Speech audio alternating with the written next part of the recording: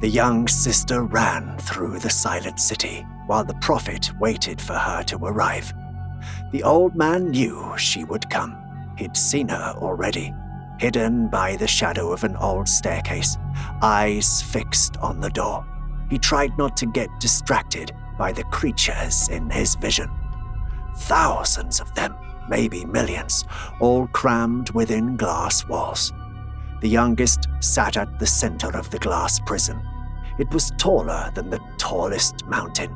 It was quiet amid the frenzy of its brothers, its head so high it saw beyond the ceiling of its prison, straight into the realm of the eldest lords. Light leaked from underneath its shaking, half-closed eyelids. It peeked into the future. As the prophet watched them, the creatures stared at him from far away. He could see them, yet his mind could not make full sense of their shapes. Only of a few features, a crowd of wings, fangs, stingers, and every piece of every animal he could think of, and some he had never seen, crawling on each other while human parts pushed their way through.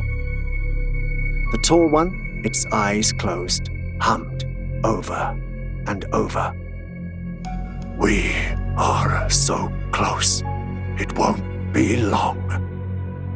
The others followed its chanting and moved back and forth in front of the glass, holding them prisoners, just like animals expecting a bite of their prey. The prophet almost missed the nun's arrival.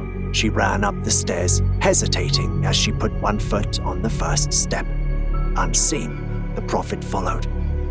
From the roof, he tasted the entire city, a forest of concrete and metal spreading in every direction, so much so that nothing existed if not within it. The sun blinded him, shining in white and gold. Dawn was a miracle.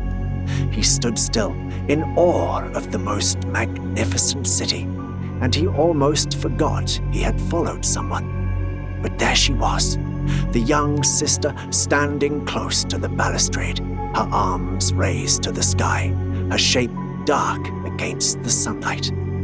The tall metallic tower pierced the sky and stabbed the sun just like an arrow. The star bled, scattering its light all over the town. White particles fell from the sky, snow perhaps, or dust. He couldn't say. He dared to look up. The sky had turned dark despite the sun shining in it, light still leaking over the city.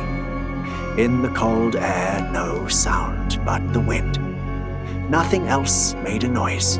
No sound of cars or their horns, no talking or music playing, no chirping of birds. The prophet stood transfixed. Cars were still on the asphalt, their lights on, some stuck in place, some coasting along the streets. Many had slid, hitting nearby objects. Tombstones in an old graveyard. They lay against each other, against lampposts, or sat on the sidewalks. Men and women, asleep, still clung to their steering wheels, their heads blasted out of the windshields or hung from the windows. Hundreds and hundreds of bodies covered the sidewalks and the streets. More must have been resting within the buildings, unmoving, untouched. Here and there, white, black, and red stains, each tens of meters long, covered the streets. Flocks of birds caught in whatever happened. Nobody moved, nobody talked.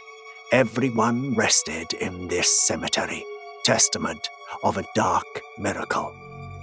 The world had moved on. The city, now empty, stayed behind. Paris was dead, and the great ones were free.